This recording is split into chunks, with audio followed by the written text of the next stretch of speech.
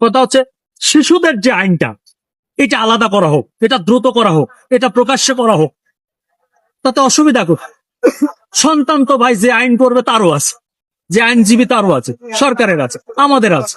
তো সন্তানের জায়গাটা চিন্তা করে আমি দেশের সকল নাগরিককে, সকল বাবাদেরকে অনুরোধ করব, সেই যে সকল বাবা বললাম, এর মধ্যে আইনজীবী বাবা আছে, পুলিশ বাবা আছে, এসপি বাবা আছে, ডিসি বাবা আছে, প্রধানমন্ত্রী বাবা আছে, সব বাবারাই তো আছে। সকল বাবাদেরকে বলবো যে আপনারা সন্তানদের ব্যাপারে একটা আলাদা আইন, একটা আলাদা প্রসিডিওর করেন, যেন দ্রুত সময়ের মধ্যে বিচার হয়, 1.5 মাসের মধ্যে কার্যকর। আমি মনে করি এটা যদি করা যায় তাহলে দেশে প্রবাসে সবাই কিন্তু খুশি হবে।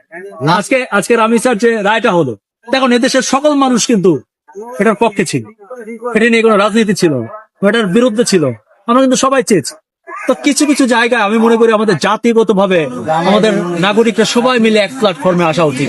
যেমন আমাদের সন্তান, এখানে নো কম্প্রোমাইজ, এখানে নো দলাদলি, নো আপনি কতটা প্রভাবশালী দরকার নেই, আপনি কত পাওয়ারফুল দেখার দরকার নেই।